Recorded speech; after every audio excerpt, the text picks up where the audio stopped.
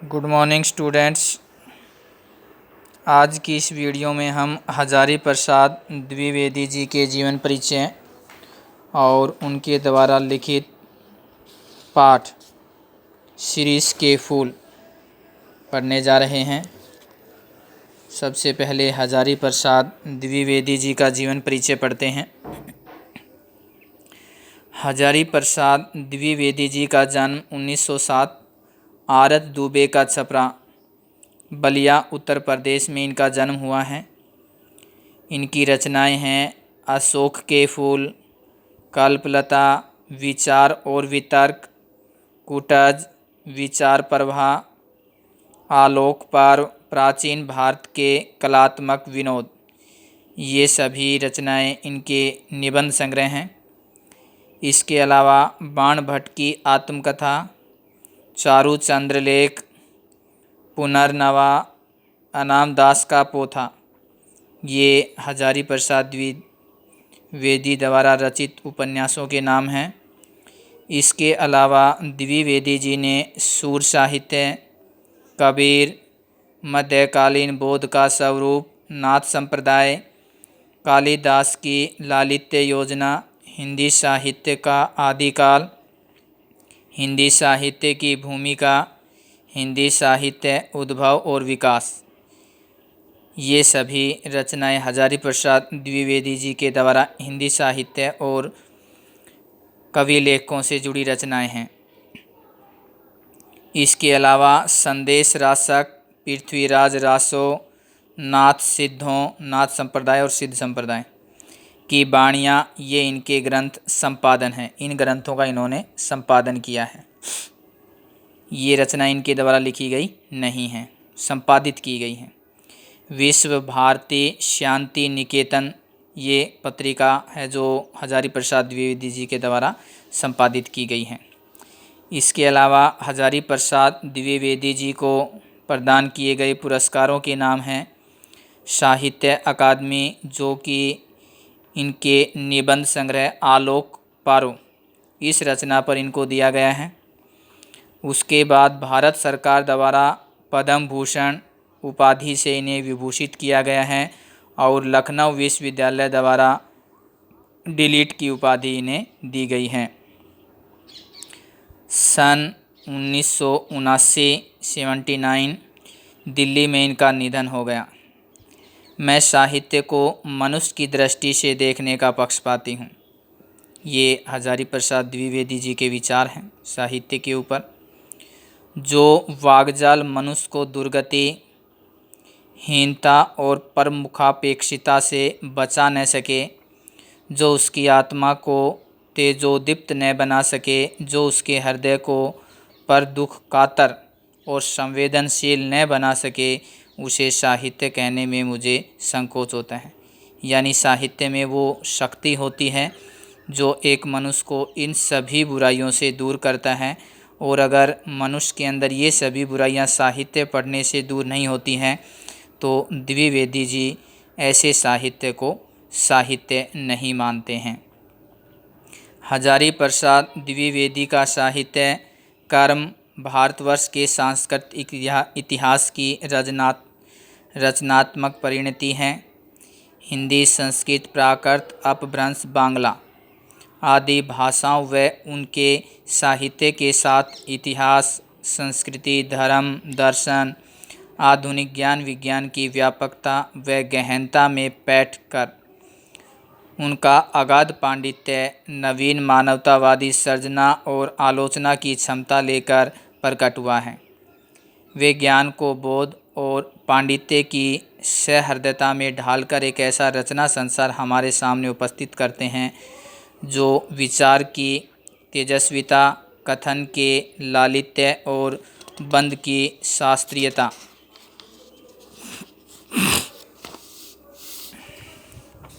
का संगम है। इस प्रकार उनमें एक साथ कबीर, रविंद्रनाथ व तुलसी एकाकार हो उठते हैं।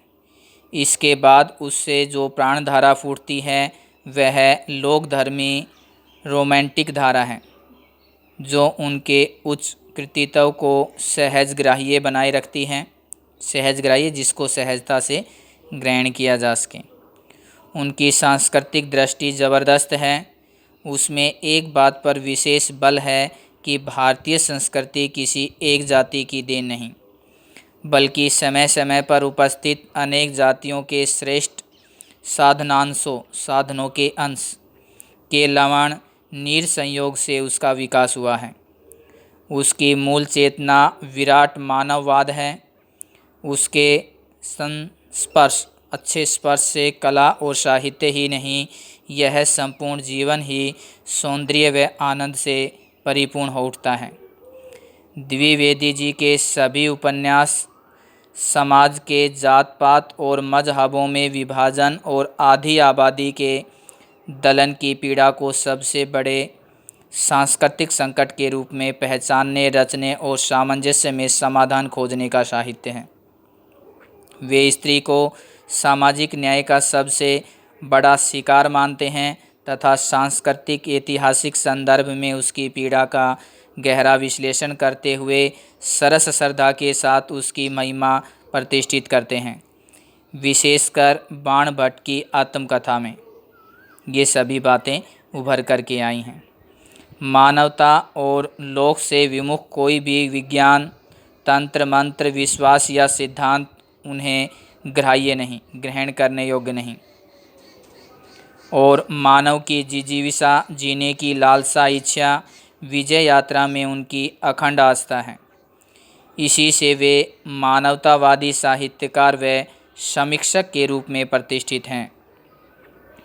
द्विवेदी जी का आलोचक व्यक्तित्व हिंदी चिंताधारा की सहज लोक परंपरा को पहचान लेता है और उसी से संबद्ध जुड़े हुए नाथों, सिद्धों और कबीर से हिंदी की साहित्य परंपरा को जोड़कर उसे एक प्रगतिशील मूल्य के रूप में प्रतिष्ठित करता है। भक्ति काल को भारतीय चिंताधारा का सहज विकास मानने वाले साहित्यकार के रूप में उनकी भूमिका ऐतिहासिक महत्व रखती है। द्विवेदी जी का निबंध साहित्य इस अर्थ में बड़े महत्व का है कि साहित्य, दर्शन तथा समाज व्यवस्था संबंधी उनकी कई मौलिक उद्भावनाएं मूलतः निबंधों में ही मिलती हैं, पर यह विचार सामग्री पांडित्य के बोध से आक्रांत होने की जगह उसके बोध से अभिषिक्त है, भरी हुई है। अपने लेखन द्वारा निबंध विधा को सृजनात्मक साहित्य की कोटि में ला देने वाले द्विवेदी जी के ये निबंध व्यक्तित्व व्यंजना और आत्मपरक शैली से युक्त हैं। यहाँ प्रस्तुत ललित निबंध शिरीष के फूल लेखक के संग्रह कल्पलता से लिया गया है। इसमें लेखक आंधी, लू और गर्मी से प्रचंडता में भी अवधूत की तरह अविचल होकर कोमल पुष्पों का सौंदर्य बिखेर रहे शिरीष के माध्यम से मनुष्य की अजय जिजीविषा और तुमुल कोलाहल कलह के बीच धैर्यपूर्वक लोक के साथ चिंतारत कर्तव्यशील बने रहने को महान मानवीय मूल्यों के रूप में स्थापित करता है। ऐसी भावधारा में बहते हुए उसे देह बल के ऊपर आत्मबल का महत्व सिद्ध करने वाली इतिहास विभूति गांधी जी की भी याद हो आती है, तो वह गांधीवादी मूल्यों के अभाव की पीड़ा में भी कसमसा उठता है। निबंध की शुरुआत में लेखक शिरीष के पुष्प की कोमल सुंदरता के जाल बुनता है, फिर उसे भेद कर पार करके उसके इतिहास में और फिर उसके जरिए मध्यकाल के सांस्कृतिक इतिहास में बैठता है। फिर तत्कालीन जीवन व सामंती वैभव विलास को सावधानी से उकेरते हुए उसका खोखलापन भी उजागर करता है। लेखक अशोक के फूल भूल जाने की तरह ही शिरीष को नज़रअंदाज किए जाने की साहित्यिक घटना से आहत है और इसी में उसे सच्चे कवि का तत्व दर्शन भी होता है।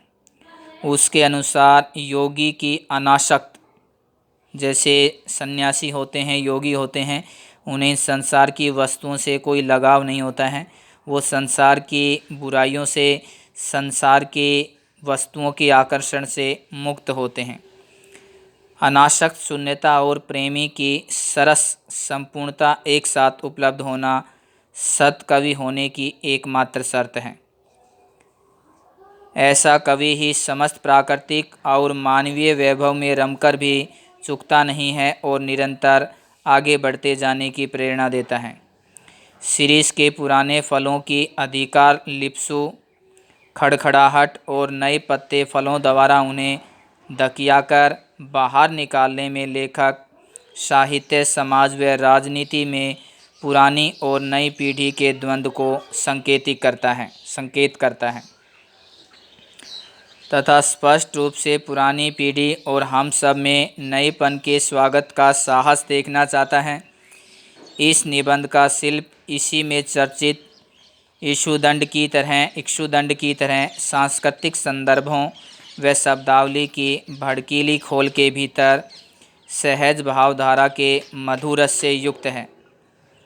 यह हर तरह से आस्वाद्य और प्रयोजनीय है। आस्वाद्य जिसको एक तरीके से स्वाद के रूप में सहन किया जाए, प्रयोजनीय जिसका औचित्य हो, महत्व हो, तथा इस प्रकार लेखक के प्रतिनिधि निबंधों में से एक है शिरीष के फूल।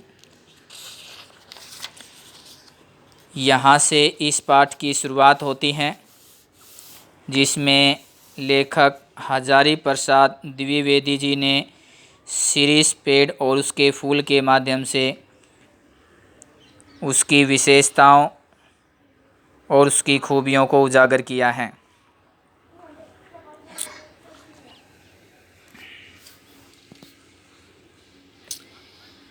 यहाँ बैठ के एक लेख लिख रहा हूँ।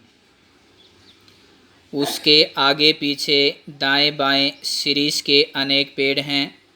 जेठ की जलती धूप में जबकि धरती निर्धूम अग्निकुंड बनी हुई है।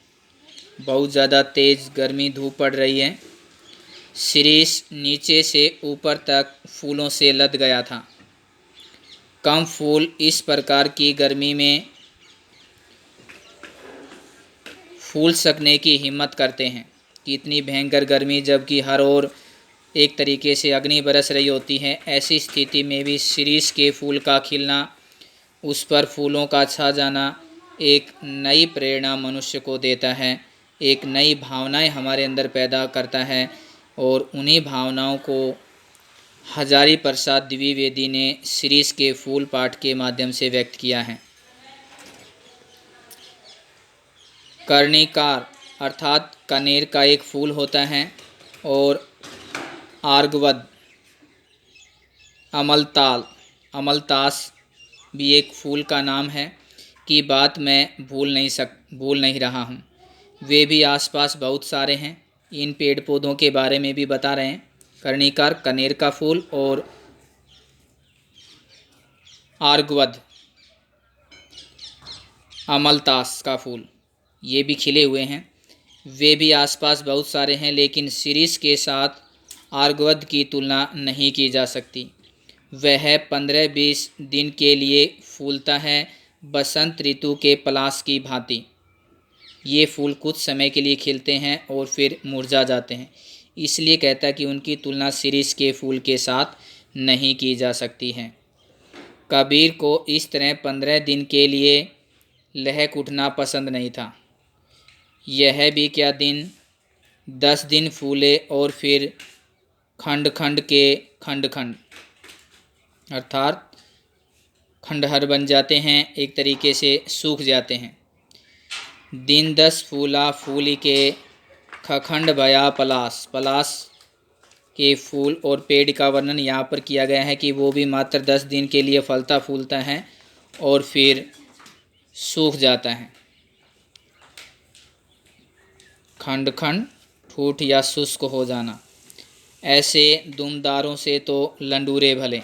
ऐसे हरे भरे होने से, ऐसे फलने फूलने से तो कहता है कि हम न फले फूले तो अच्छा है। फूल तो शिरीष का होता है। बसंत के आगमन के साथ लहक उठता है। आषाढ़ तक जो निश्चित रूप से मस्त बना रहता है। बसंत ऋतु से लेकर के और आषाढ़ के महीने तक ये फलता फूलता रहता है, खिला रहता है। मन रम गया तो भरे भादों में भी निर्घात बिना किसी बाधा के फूलता रहता है। जब उमस से प्राण उबलता रहता है और लू से हृदय सूखता रहता है, एकमात्र शिरीष कालजयी अवधूत, एक ऐसा सन्यासी, अवधूत सन्यासी को बोलते हैं जिसने काल पर विजय पाली हो, उसकी भांति जीवन की अजेयता का मंत्र प्रचार करता रहता है। यद्यपि कवियों की भांति हर फूल पत्ते को देखकर मुग्ध होने लायक हृदय विधाता ने नहीं दिया है, पर नितांत ठूठ भी नहीं हूँ। शिरीष के पुष्प मेरे मानस में, मेरे मन में थोड़ा हिलोल जरूर पैदा करते हैं। शिरीष के वृक्ष बड़े और छायादार होते हैं। पुराने भारत का रईस जिन मंगलजनक वृक्षों को अपनी वृक्ष वाटिका की चार दीवारी होता है शुद्ध रूप में, के पास लगाया करता था, उनमें एक शिरीष भी है। बृहत संहिता जो पुस्तक है उसके 55 और 13 पेज पर बताया गया है, अशोक, अरिष्ट, पुनाग और शिरीष के छायादार और घनमर्षण मुलायम, घनमर्षण होता है मुलायम, हरितिमा हरियाली से परिविष्ट, भरे हुए, ढके हुए, छाए हुए वृक्ष वाटिका जरूर बड़ी मनोहर दिखती होगी। इन सभी पेड़ पौधों का जो वर्णन है वो व्रत संहिता में किया गया है कि ये सब छायादार, मुलायम, हरियाली से भरे पेड़ होते हैं जो सभी अपने अपने घर की वाटिका में लगाते हैं अपने घर की शोभा को, सौंदर्य को बढ़ाने के लिए। वात्स्यायन पूरा नाम है सच्चिदानंद हीरानंद वात्स्यायन अज्ञे। वात्स्यायन ने कामसूत्र में बताया है, ये उनकी रचना का नाम है कामसूत्र, वाटिका के सघन छायादार वृक्षों की छाया में ही झूला, फ्रेंखा दोला लगाया जाना चाहिए। ऐसे पेड़ों के नीचे झूला डाल करके और उसका आनंद उठाया जाना चाहिए। यद्यपि पुराने कवि बबूल के पेड़ में ऐसी दोलाओं को लगा झूलना चाहते थे, मगर शिरीष भी क्या बुरा है। डाल इसकी अपेक्षाकृत कमज़ोर जरूर होती हैं, पर उसमें झूलने वालियों का वजन भी तो बहुत ज़्यादा नहीं होता। कवियों की यही तो बुरी आदत है कि वजन का एकदम ख्याल नहीं रखते। मैं तुंदिल नरपतियों की बात नहीं कर रहा हूँ जो बहुत ज़्यादा मोटे तगड़े होते हैं। उनके वजन से तो कह रहा है कि वे चाहे तो लोहे का पेड़ बना दो तो भी उनके सामने तो वो टूट जाएगा, लेकिन इतने भी इनकी जो शाखाएं हैं कमज़ोर नहीं होती हैं कि जो साधारण से मनुष्य के वजन से ही टूट जाएं। शिरीष का फूल संस्कृत साहित्य में बहुत कोमल माना गया है। मेरा अनुमान है कि कालिदास ने यह बात शुरू में प्रचार की होगी। उनका इस पुष्प पर कुछ पक्षपात था, मेरा भी है। कह गए शिरीष पुष्प केवल भौरों के पदों का कोमल दबाव सहन कर सकता है, यानी इतना कोमल होता है, पक्षियों का बिल्कुल नहीं। पद सहेन भ्रमस्य केवलम शिरीष पुष्प न पुनः पत्रिणाम। अब मैं इतने बड़े कवि की बात का विरोध कैसे करूं, कालिदास की बात का। सिर्फ विरोध करने की हिम्मत न होती तो भी कुछ कम बुरा नहीं था, यहाँ तो इच्छा भी नहीं है। खैर, मैं दूसरी बात कह रहा था। शिरीष के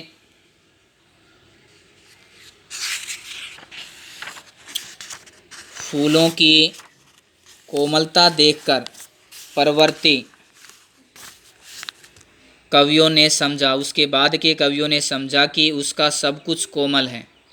यह भूल है। इसके फल इतने मजबूत होते हैं कि नए फूलों के निकल आने पर भी स्थान नहीं छोड़ते। जब तक नए फल और पत्ते मिलकर धक्का मारकर उन्हें बाहर नहीं कर देते हैं, तब तक वे डटे रहते हैं। बसंत के आगमन के समय जब सारी वनस्थली पुष्प पत्र से ममृत होती हैं, पत्तों की मरमराहट को बोलते हैं, शिरीष के पुराने फल बुरी तरह खड़खड़ाते रहते हैं, हिलते रहते हैं, उससे अलग नहीं होते हैं। सूख जाते हैं लेकिन उससे अलग नहीं होते। मुझे इनको देखकर उन नेताओं की बात याद आ जाती है। अब यहाँ पर कवि ने उनकी तुलना नेताओं के साथ भी की है और एक ऐसी समानता को यहाँ पर व्यक्त किया है जो शिरीष के फूलों में होती हैं और नेताओं में होती हैं, जो किसी प्रकार ज़माने का रुख नहीं पहचानते और जब तक नई पीढ़ी, नई पौध के लोग उन्हें धक्का मारकर निकाल नहीं देते हैं, तब तक वो जमे रहते हैं। भारतीय नेता। मैं सोचता हूँ कि पुराने की यह अधिकार लिप्सा क्यों नहीं समय रहते सावधान हो जाती है। जो अपना अधिकार हर समय बनाए रखने की लालसा भारतीय नेताओं में है, अपना वर्चस्व बनाए रखने की लालसा, इच्छा, उसको वो त्याग क्यों नहीं देते हैं। समय रहते इस तरीके से अपने कार्यों से संन्यास क्यों नहीं ले लेते हैं। क्यों नहीं आने वाली जो युवा पीढ़ी है उसको अवसर देते हैं देश और समाज के लिए कुछ कर गुजरने का। जरा और मृत्यु, ये दोनों ही जगत के अति परिचित और अति प्रामाणिक सत्य हैं जिनको सभी को स्वीकार करना पड़ता है। बुढ़ापा और मृत्यु। तुलसीदास ने अफसोस के साथ इनकी सच्चाई पर मुहर लगाई थी। धरा को प्रमाण यही, तुलसी जो फरा सो झरा, जो बरा सो बुताना। मैं शिरीष के फूलों को देखकर कहता हूँ कि क्यों नहीं फलते ही समझ लेते बाबा की झड़ना निश्चित है। सुनता कौन है। महाकाल देवता सपासप कोड़े चला रहे हैं, लगातार जीर्ण और दुर्बल झड़ रहे हैं। जिनमें प्राण कण थोड़ा भी उधरमुखी प्रगति की दिशा में हैं, वे टिक जाते हैं। दुरंत, जिसका विनाश करना मुश्किल हो, प्राणधारा और सर्वव्यापक कालाग्नि, काल रूपी अग्नि का संघर्ष निरंतर चल रहा है। मूर्ख समझते हैं कि जहाँ बने हैं वहीं देर तक बने रहें तो काल देवता की आँख बच जाएंगे आँख से। भोले हैं वे। हिलते डुलते रहो, स्थान बदलते रहो, आगे की ओर मुँह किए रहो तो कोड़े की मार से बच भी सकते हो। अगर जमे रहे तो ज़रूर मरेंगे। एक एक बार मुझे मालूम होता है कि यह शिरीष एक एक अद्भुत सन्यासी की तरह, दुख हो या सुख वह हार नहीं मानता। न उधो का लेना न माधो का देना, किसी से कुछ लेना देना न रखना। जब धरती और आसमान जलते रहते हैं तब भी यह हर रत न जाने कहाँ से अपना रस खींचते रहते हैं। मौज में आठों याम मस्त रहते हैं। 8 4 पहर की दिन और 4 पहर की रात्रि होती है। 8 पहर के दिन रात बनते हैं। एक वनस्पति शास्त्री ने मुझे बताया, जो पेड़ पौधों के बारे में विशेष जानकारियां रखते हैं, कि यह उस श्रेणी का पेड़ है जो वायुमंडल से अपना रस खींचता है। ज़रूर खींचता होगा, नहीं तो भयंकर लू के समय इतने कोमल तंतुजाल और ऐसे सुकुमार केसर को कैसे उगा सकता था। अवधूतों के मुँह से, सन्यासियों के मुँह से ही संसार की सबसे सरस रचना निकलती है। कबीर बहुत कुछ इस शिरीष के समान ही थे, मस्त और बेपरवाह, पर सरस और मादक। कालिदास भी ज़रूर अनासक्त योगी रहे होंगे। शिरीष के फूल फकड़ाना मस्ती से ही उपज सकते हैं और मेघदूत का काव्य, कालिदास की रचना है मेघदूत, उसी प्रकार के अनासक्त, अनाविल, स्वच्छ, उन्मुक्त हृदय में उमड़ सकता है। जो कवि अनासक्त नहीं रह सकता, जो फक्कड़ नहीं बन सका, जो किए कराए का लेखा जोखा मिलाने में उलझ गया, वह भी क्या कवि। कहते हैं कर्नाट राज की प्रिया, जिसको अब कर्नाटक बोलते हैं, विजिका देवी ने गर्वपूर्वक कहा था कि एक कवि ब्रह्मा थे, दूसरे वाल्मीकि और तीसरे व्यास। एक ने वेदों की रचना की, दूसरे ने रामायण की और तीसरे ने महाभारत की। इसके अतिरिक्त और कोई यदि कवि होने का दावा करे तो मैं कर्नाट राज की प्यारी रानी उसके सिर पर अपना बायां चरण रखती हूँ। तेसा मूर्धिन ददामी वाम चरणम कर्नाट राजप्रिया। मैं जानता हूँ इस उपालभ से दुनिया का कोई कवि हारा नहीं है। उपालभ उल्हाना होता है, पर इसका मतलब यह नहीं कि कोई लजाया नहीं तो उसे डांटा भी न जाए। पर मैं कहता हूँ कि कवि बनता है। मेरे दोस्तों को फक्कड़ बनो, शिरीष की मस्ती की ओर देखो। लेकिन अनुभव ने मुझे बताया कि कोई किसी की सुनता नहीं, मरने दो। कालिदास वजन ठीक रख सकते थे।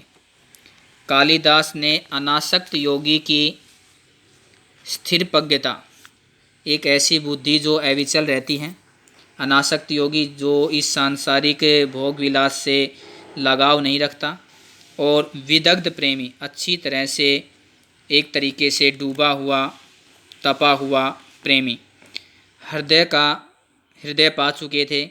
कवि होने से क्या होता है, मैं भी छंद बना लेता हूँ, तुक जोड़ लेता हूँ, और कालिदास भी छंद बना लेते थे, तुक भी जोड़ ही सकते होंगे, इसलिए हम दोनों एक श्रेणी के नहीं हो जाते। पुराने सहृदय ने किसी ऐसे ही दावेदार को फटकारते हुए कहा था, वयमपि कवयः कवयस्ते कालिदासाद्य। मैं तो मुग्ध और विस्मय विमूढ़ होकर कालिदास के एक एक श्लोक को देखकर हैरान हो जाता हूँ। अब इस शिरीष के फूल का ही एक उदाहरण लीजिए। शकुंतला बहुत सुंदर थी। सुंदर क्या होने से कोई हो जाता है? देखना चाहिए कि कितने सुंदर हृदय से वह सौंदर्य डुबकी लगाकर निकला है। शकुंतला कालिदास के हृदय से निकली थी। विधाता की ओर से कोई कार्पण्य नहीं था, कृपणता नहीं थी, कवि की ओर से भी नहीं। राजा दुष्यंत भी अच्छे भले प्रेमी थे। उन्होंने शकुंतला का एक चित्र बनाया था, लेकिन रह रहकर उनका मन खिंच उठता था, कहीं न कहीं कुछ छूट गया है। बड़ी देर के बाद उन्हें समझ में आया कि शकुंतला के कानों में वे उस शिरीष पुष्प को देना भूल गए जिसके केसर गंडस्थल गाल तक लटके हुए थे, और रह गया शरद चंद्र की किरणों के समान कोमल और शुभ्र मरनाल का हार, कमल की जड़ का हार। कालिदास सौंदर्य के बाह्य आवरण को भेदकर उसके भीतर तक पहुंच सकते थे। दुख हो कि सुख, वे अपना भावरस उस अनासक्त कृपिवल किसान को बोलते हैं की भांति खींच लेते थे, जो निर्दलित निचोड़ा हुआ इक्षुदंड गन्ना, जो ईख गन्ना बोलते हैं उसको कहते हैं, से रस निकाल लेता है। कालिदास महान थे क्योंकि वे अनासक्त रह सकते थे। कुछ इसी श्रेणी की अनासक्ति आधुनिक हिंदी कवि सुमित्रानंदन पंत में भी हैं। तो सुमित्रानंदन पंत की तुलना की गई है।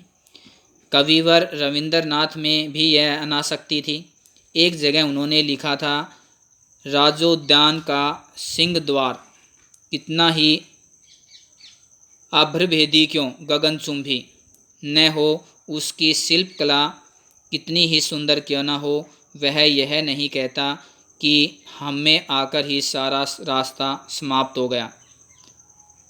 असल गंतव्य स्थान उसे अतिक्रम करने के बाद ही है, यही बताना उसका कर्तव्य है। फल हो या पेड़, वह अपने आप में समाप्त नहीं है, वह किसी अन्य वस्तु को दिखाने के लिए उठी हुई उंगली है, वह इशारा है। शिरीष तरु सचमुच पक्के अवधूत की भांति, सन्यासी की भांति मेरे मन में ऐसी तरंगे जगा देता है जो ऊपर की ओर उठती रहती हैं। इस चिलकती धूप में इतना इतना सरस वह कैसे बन सकता है? क्या ये बाह्य परिवर्तन, धूप, वर्षा, आंधी, लू अपने आप में सत्य नहीं है? हमारे देश के ऊपर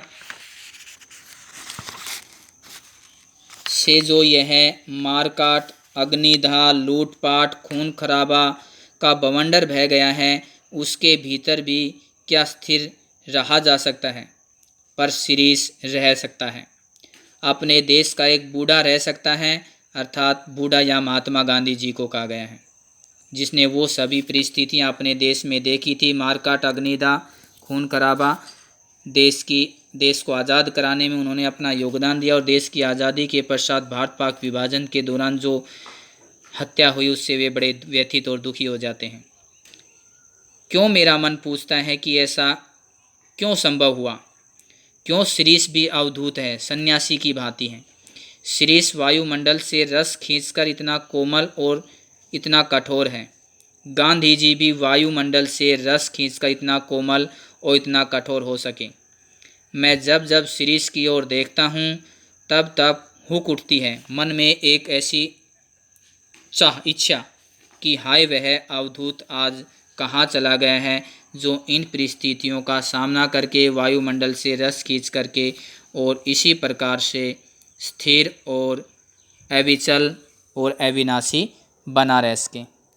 तो ये पाठ था अपना शिरीष के फूल, जो कि हजारी प्रसाद द्विवेदी जी के द्वारा लिखा गया था। आशा ये पाठ आपको समझ में आया होगा। इसके अलावा भी अगर आपको इस पाठ में किसी तरीके से कोई बात रह गई हो, पूछनी हो, तो वह आप मुझसे पूछ सकते हैं। थैंक यू बेटा।